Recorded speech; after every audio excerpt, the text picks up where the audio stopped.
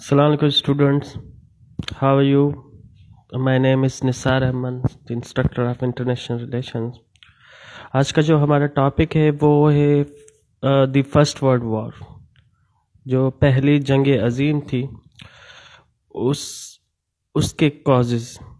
तो इसके में कुछ जो है वो मेजर कॉजेज हैं जिसको हम लॉन्ग टर्म कॉजेज कहते हैं, और कुछ जो है वो इमीडिएट और शॉर्ट टर्म कॉजेज हैं, और तीसरा जो है मेन फाइट है। तो मैं 3 वीडियोस बनाऊंगा इसके फर्स्ट वर्ल्ड वॉर की, और पहली जो आज वीडियो बना रहा हूँ वो है लॉन्ग टर्म कॉजेज। उसके बाद सेकंड वीडियो होगी शॉर्ट टर्म कॉजेज, और उसके बाद जो है मेन फाइट, जो एक्चुअल फाइट 28 जुलाई 1914 से स्टार्ट हुई थी और 11 नवंबर और 1918 को जो है वो ख़त्म हुई थी। तो वो 3 वीडियोस बनाऊंगा। तो आज का जो हमारा डिस्कशन है वो है मेन कॉजेज या major causes of first world war. तो इसमें 3-4 जो हैं वो कॉजेज हैं, जैसे राइज ऑफ जर्मनी है, और दूसरा जो है वो जर्मनी का जो अपना बादशाह था second William two, Kaiser William two जिसको बोलते हैं, और तीसरा जो आर्म्स रेस यूरोप में शुरू हुई इसी ज़माने में, और चौथा और लास्ट जो मेन कॉज या लॉन्ग टर्म कॉजेज में आता है वो है अलायंस सिस्टम बनना। यूरोप में 2 ग्रुप बन चुके थे, तो ये भी एक कॉज है सेकेंड वर्ल्ड वॉर का, जिसे हम लॉन्ग टर्म कॉजेज कहते हैं। तो पहला, the rise of new Germany. तो since middle of the 19th century जो जर्मन स्पीकिंग एरियाज थे उनमें सबसे बड़ा जो एरिया था प्रूशिया था। तो प्रूशिया के लीडरान जो हैं वो आपस में मिले और उन्होंने डिसाइड किया कि क्यों ना हम जर्मनी को जो है वो एक यूनाइटेड जर्मनी बनाएं और एक एम्पायर बनाएं। तो तकरीबन 300 से ऊपर जो है वो जर्मन स्पीकिंग एरिया जो थे या जर्मनी जो थी वो सिटी स्टेट्स में जो है वो बना हुआ था।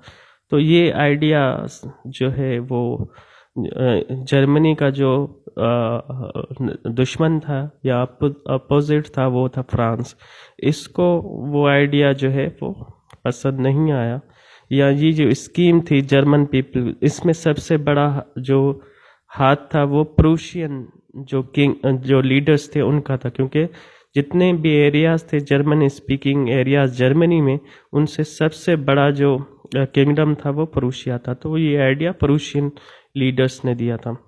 तो 1970 से लेके 71 तक जो है फ्रांस ने जो है वो जर्मनी से जंग स्टार्ट जो है वो अटैक किया और जंग स्टार्ट हो गई इन दोनों के दरमियान। तो जर्मनी जो था थोड़ा स्ट्रॉन्ग था फ्रांस से, तो वो जंग जो है वो जर्मनी जीत गया और फ्रांस को बैडली डिफीट हुई। तो उसके बाद 1871 के बाद जो है अपना फर्स्ट यूनिफिकेशन ऑफ जर्मनी हुई। तो ये सारा मिला के एक जर्मन जो है वो इलाका बनाया गया, या जर्मन यूनाइटेड जर्मनी जो है वो बनाया गया। तो इसका जो पहला अपना बादशाह बना वो था विलियम कैसर विलियम वन, और इसका जर्मनी का जो चांसलर बना वो था बिस्मार्क। तो बिस्मार्क का इंटरनेशनल पॉलिटिक्स और इंटरनेशनल रिलेशंस में खास करके डिप्लोमेसी में जो है वो बड़ा नाम है बिस्मार्क का। तो 1971 के बाद जो है वो बिस्मार्क जो है चांसलर बना। तो जैसे ही बिस्मार्क चांसलर बना तो बिस्मार्क ने जो इंटरनेशनल पॉलिसीज थी जर्मनी की उसको थोड़ा साइड पे रख के नेशनल पॉलिसीज को जो है स्ट्रॉन्ग करने के लिए उसने बादशाह को जो है वो एडवाइस करना शुरू कर दी कि हम जो है जर्मनी को इकोनॉमिकली, पॉलिटिकली, मोरली जो है हम स्ट्रॉन्ग करें। अभी यूनाइटेड तो बन गया है, तो हम क्यों ना जो है वो ब्रिटिशर जैसे ब्रिटिश एम्पायर है उस लेवल तक जो है वो जर्मनी को हम ले जाएं। तो इसने फ्रांस को भी थोड़ा अवॉइड किया, और रशिया बर्तानिया से जो अपना जर्मनी के एनिमिटी थी उसको भी थोड़ा साइड पे रख के जो है वो नेशनल पॉलिसीज़ को देखना शुरू कर दिया। तो 1888 को जो विलियम कैसर वन था वो जो है वो मर गया, तो उसका बेटा दूसरा विलियम कैसर टू जो है वो बादशाह पे आया, वो बादशाह बना यूनाइटेड जर्मनी का। वो थोड़ा रिवोल्यूशनरी था, एग्रेसिव था, वो चाहता था कि हम इतने पावरफुल है, जर्मनी इतना पावरफुल है, क्यों ना वो पूरे यूरोप पे जो है वो डोमिनेट करे, जिस तरह बरतानिया का एम्पायर है दुनिया में, क्यों ना हम जर्मनी को भी जो है जर्मनी को जो है वो क्यों ना जर्मन एम्पायर बनाना उसको बनाए और कन्वर्ट करे एम्पायर में। तो इसके लिए उसने बिस्मार्क को 1890 को जो है वो रिटायर किया, और इसी पॉलिसी इसी मुहिम पे जो है उसने विलियम कैसर टू ने जो है ये स्टार्ट किया। और जो बिस्मार्क ने रशिया से जो है वो दोस्ती कर ली थी, इसने दोबारा वो जो है वो दोस्ती ख़त्म करके वो अपोजिशन वाली साइड पे आ गया, क्योंकि वो जर्मनी को एम्पायर बनाना चाहता था विलियम कैसर टू।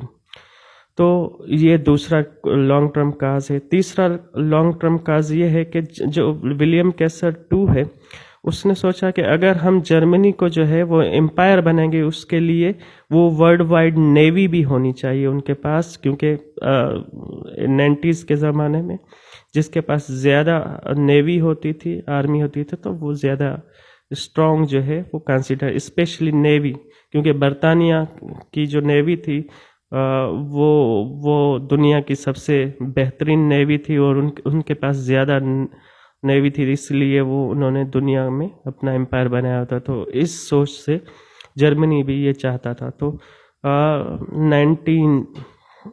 1900 में तो विलियम कैसर टू ने जो है वो ऑर्डर किया कि भाई तकरीबन 40 बैटलशिप और 61 के करीब जो है वो क्रूजर्स जो है वो बनाए जाएं। तो इसके अगेंस्ट जो है बरतानिया ने 1906 को एक बैटलशिप बनाया अपना, जिसको ड्रेडनॉट कहते हैं। फिर इसी same shape, same size, same technique से जर्मनी ने भी वो ड्रेडनॉट की तरह जो है एक बैटलशिप बना लिया। तो जब बरतानिया ने ये देखा तो उसने एक और बैटलशिप बनाया बरतानिया ने, जिसको सुपर ड्रेडनॉट कहा जाता है। तो ये एक आर्म रेस होना शुरू हो गई। दूसरी तरफ हम फ्रांस को देखें तो उसने भी अपनी स्टैंडिंग आर्मी जो थी उसमें उसके आर्मी के नंबर में जो वो इंक्रीज लाया, तकरीबन जो है 1 मिलियन के लगभग जो है उन्होंने फ्रांस ने जो है अपने ट्रूप्स जो है वो इंक्रीज किए। और रशिया को देखें तो रशिया ने भी ज़्यादा इन्वेस्ट किया रेलवे लाइन्स में, रेलवे ट्रैक्स बनाए। उसने ऐसे रेलवे ट्रैक्स बनाए जिसकी डायरेक्शन जो है वो जर्मनी और ऑस्ट्रिया हंगरी की तरफ जा रही थी। तो इनकी यही सोच थी कि अगर वॉर हो रही है तो ये डायरेक्टली जाके जर्मनी और ऑस्ट्रिया हंगरी को हिट करें। तो ये तीसरा कॉज, लॉन्ग टर्म काज ये था। तो चौथा लॉन्ग टर्म काज ये था कि यूरोप में एक ऑटोमेटिकली जो है वो एक अलायंस सिस्टम बन गया, 2 ग्रुप बन गए। एक ग्रुप में अपना 1879 को जो है वो जर्मनी और ऑस्ट्रिया हंगरी के दरमियान एक अलायंस बना, वो अनाउंस था, डिक्लेयर था। और दूसरी तरफ अगर हम देखें तो रशिया, फ्रांस और बरतानिया ने दूसरा अलायंस बनाया जिसको इंटांट कहते हैं।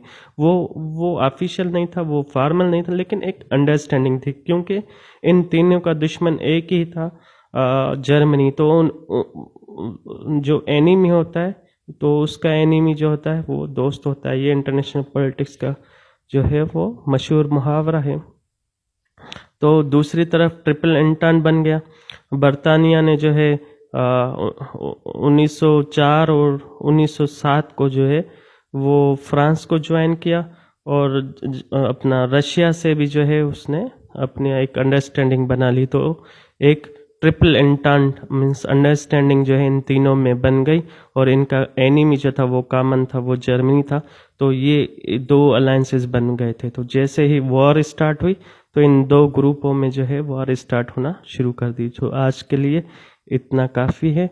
हम नेक्स्ट क्लिप में या नेक्स्ट वीडियो में जो है आज हमने फर्स्ट वर्ल्ड वार के जो है वो मेन कॉजेज़ या लॉन्ग टर्म कॉजेज़ किए। और लॉन्ग टर्म काजेज में पहला rise of new Germany, William Kaiser two. तीसरा जो था वो आर्म्स रेस शुरू हो गई यूरोप में। और चौथा जो था एक अलायंस सिस्टम जो है वो बन गया। तो ये 4 मेन कॉजेज़ या लॉन्ग टर्म कॉजेज़ थे फर्स्ट वर्ल्ड वार के। तो नेक्स्ट क्लिप में हम दूसरे जो है वो माइनर या इमीडिएट कॉजेज़ करेंगे और उसके बाद जो है मेन फाइट जो है फर्स्ट वर्ल्ड वार की वो डिस्कस करेंगे। तो आज के लिए इतना काफ़ी है। अल्लाह हाफिज़।